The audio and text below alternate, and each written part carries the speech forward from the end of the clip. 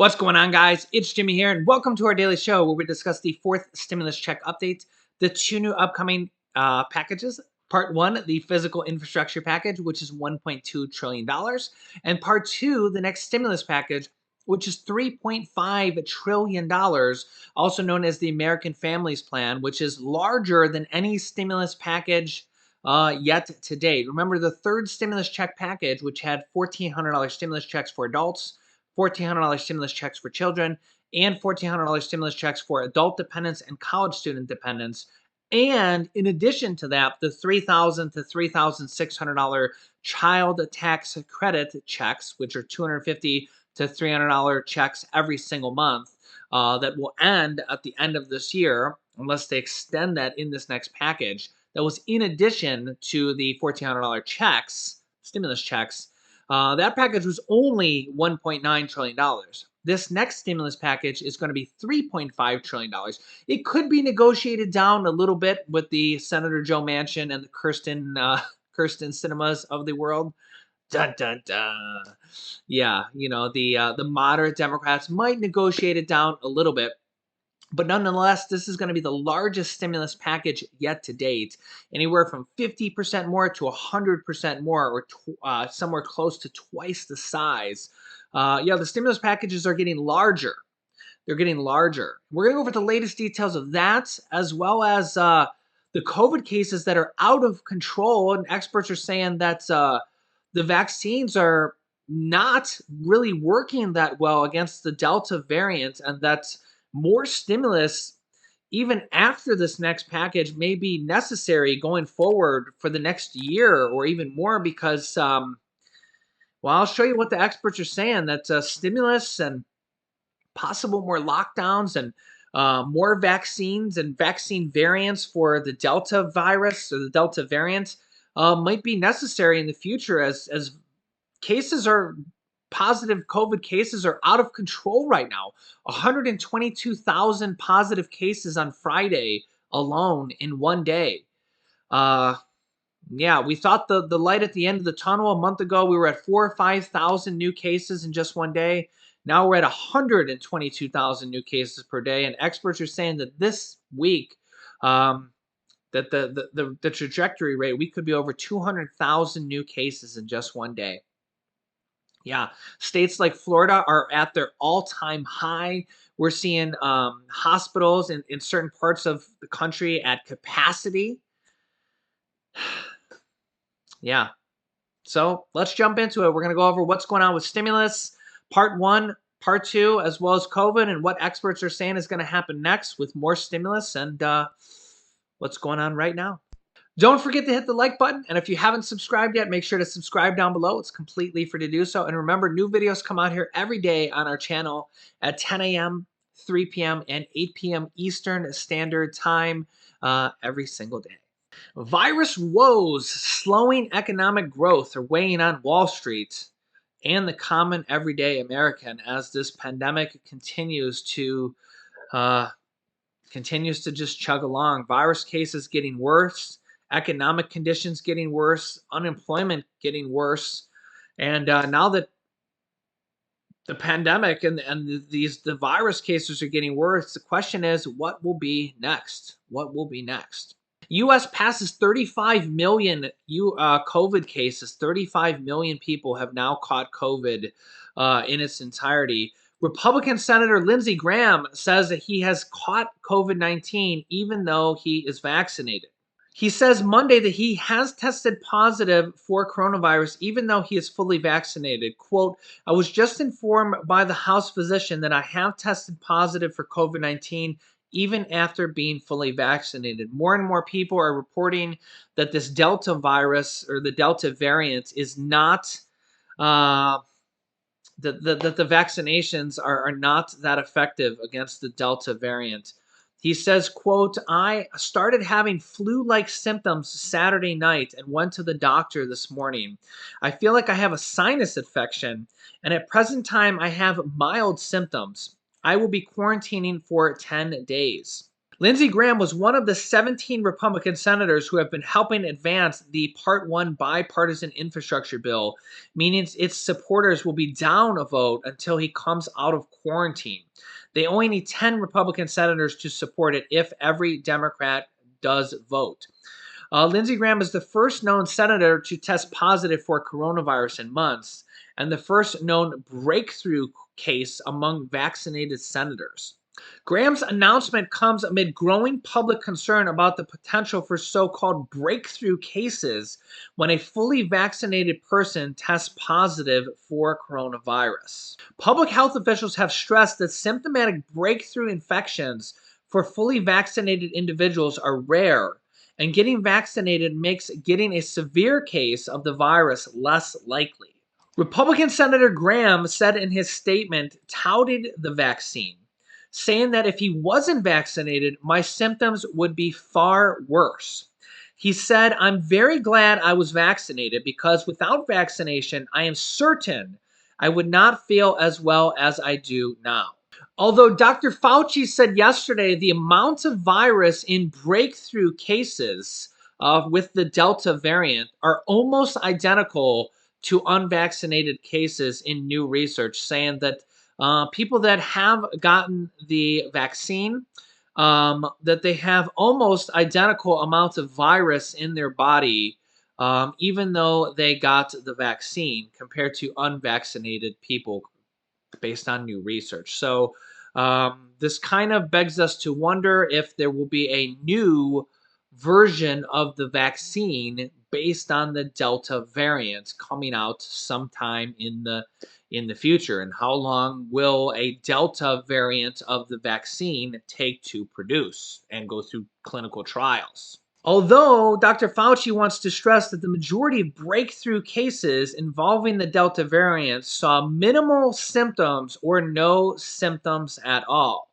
So again, that seems to be the case, and Republican Senator Lindsey Graham, actually, who has the virus right now, seems to back this up. And remember, Republicans are no friends of Dr. Fauci, so they don't want to back him at any given point. So Republican Senator Lindsey Graham actually seems to agree with Dr. Fauci. Remember, Republicans typically hate Dr. Fauci, so Republican Senator Lindsey Graham actually is actually agreeing with Dr. Fauci here, saying that he's glad he got the vaccine, and if he had not got the vaccine, he thinks his symptoms would have been a lot worse. Now, honestly, I think the longer this goes on, the more and more stimulus they'll have to pass.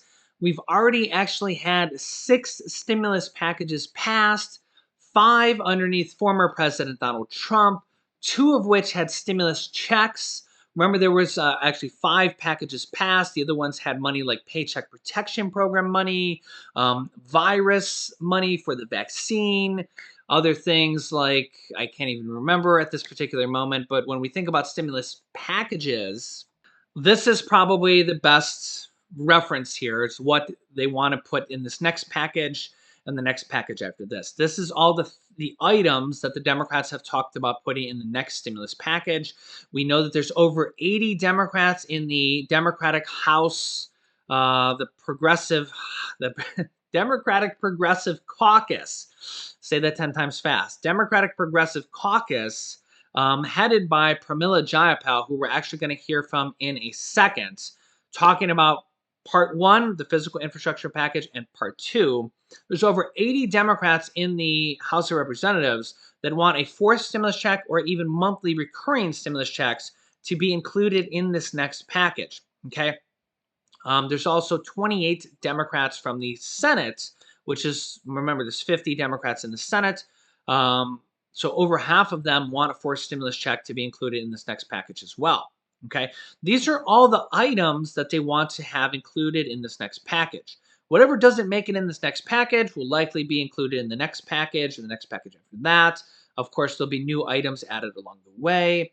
There's been a lot of talk about including this Medicare expansion in this next package for seniors to include hearing, dental, vision, hearing aid coverage. Hearing aids cost thousands of dollars. Denture coverage and lowering the Medicare eligibility age to age 60. Remember the $250 to $300 child tax credits, which are basically checks from the government. Whenever you hear tax credit, pretty much just think money in your pocket, whether you get it as advance tax credits, which are just checks sent to you right now, which are what the child tax credits are. They send you checks on a monthly basis right now, $250 to $300 per month for children. Or as adult tax credits, Democrats are saying there are going to be adult tax credits in this next package. We don't know what that is going to entail. We don't know if they're going to be advanced adult tax credits where they're going to send you out monthly checks, or if they're going to be an adult tax credit that you'll get a tax time. So a few months from now when you do your taxes and you get it as a tax refund where they just send you a check on your tax returns. Or if how it's going to work, how much it's going to be. We don't know the details of that. Everybody was all concerned about the child tax credits and how it was going to work. What is a child tax credit? But everybody who has children now kind of understands it's just a check that they send you every single month around the 15th of the month. This equates to a total of $3,000 to $3,600 per year. But guess what? Those end at the end of this year. Okay, it's only passed for 1 year. They need to extend that and expand that in this next package. Could there also be a $3,000 to $3,600 per year check for adults in this next package as well?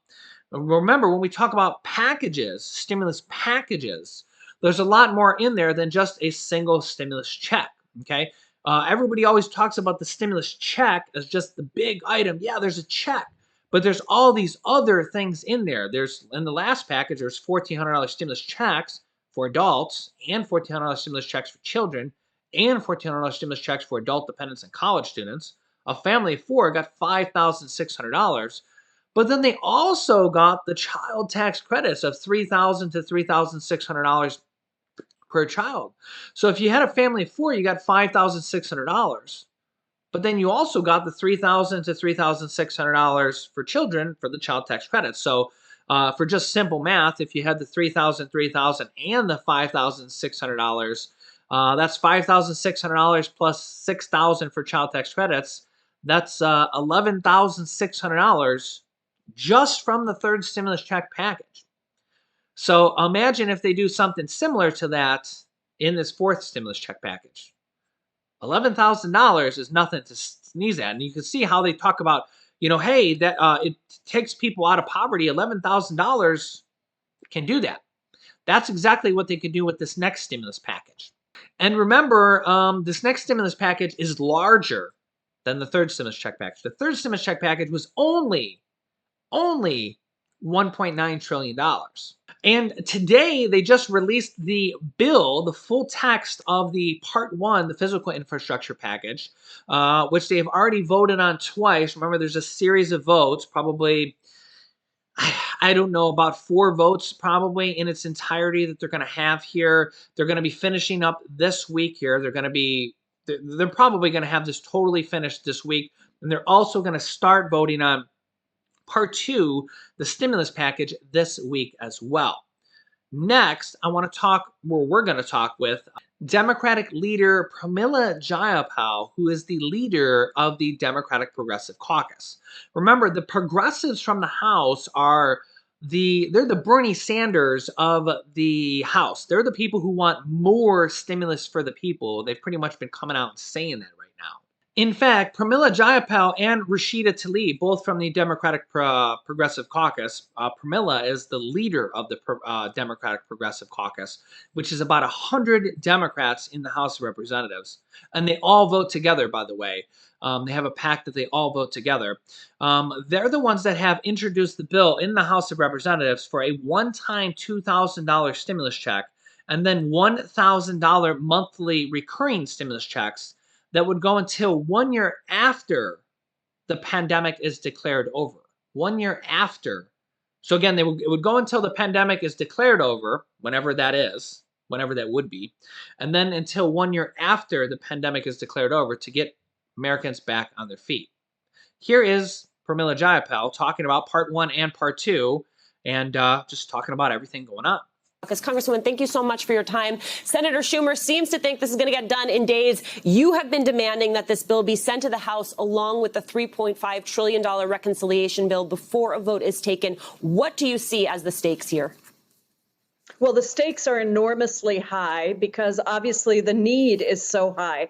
People across the country want to see not just roads and bridges, they want to get childcare, they want to get paid leave, they want to make sure their healthcare needs are taken care of. They want to be able to send their kids to free community college and get free pre-K. And we, of course, have to take care of the planet and take on climate change. So those are the things that are contained within the reconciliation package. And it's why we are saying as progressives, and we've said it for 3 months, that we won't be able to move a bipartisan bill along. There simply won't be the votes for it in the House unless we have at the same time the reconciliation bill that has been passed. And of course, it's not just progressives. Now the speaker has said the same thing. So that is the situation. We're awaiting the bills from the Senate, and we're working very hard with senators to make sure that our 5 Progressive Caucus priorities are included in any bill that comes to the House. So given that, how optimistic are you that both of these bills are going to get over the line and through the House in a way that is acceptable to you and to your progressive colleagues?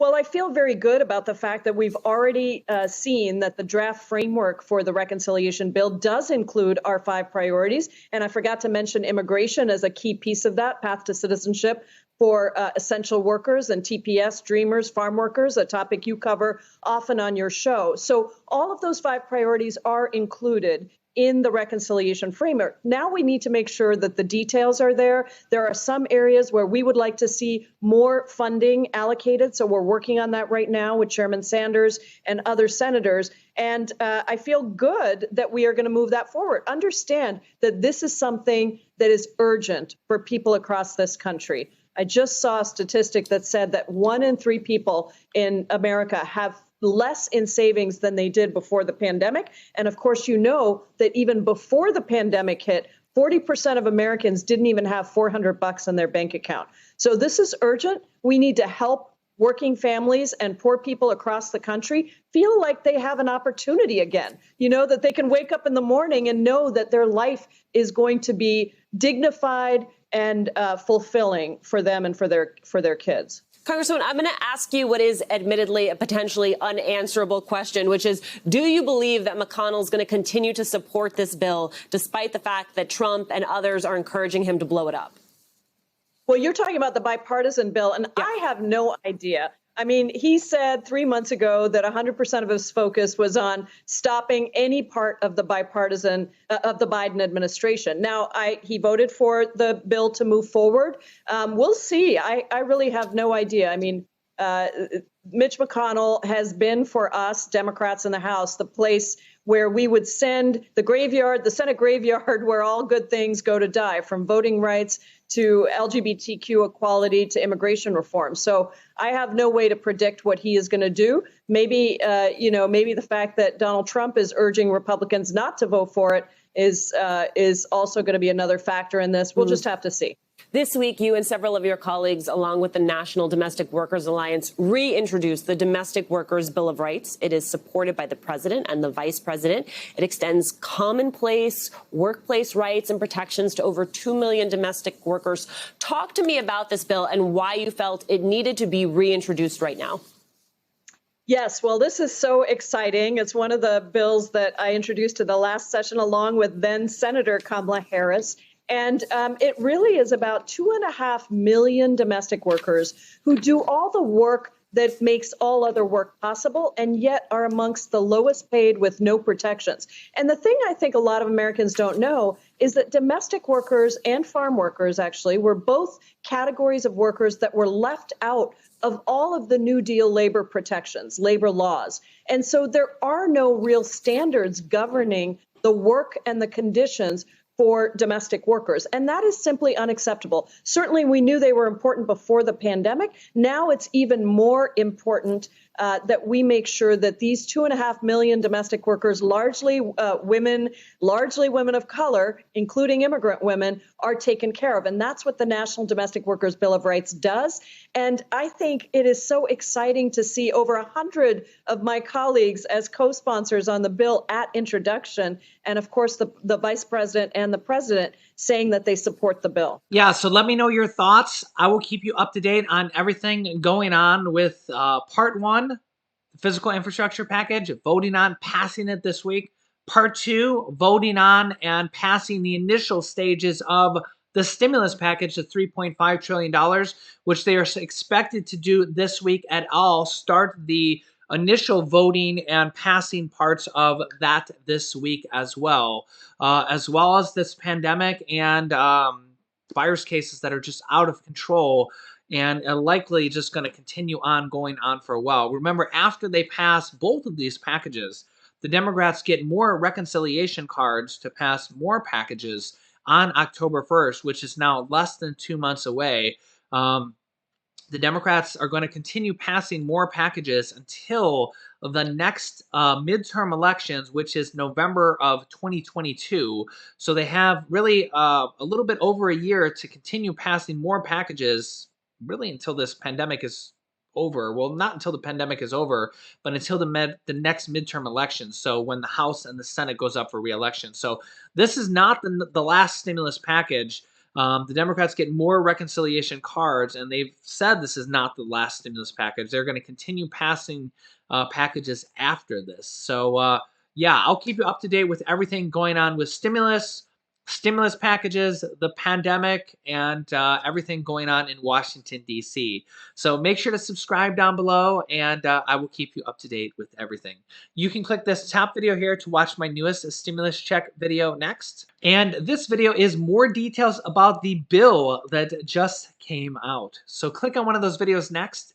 Thanks, guys, and I will see you in the next video.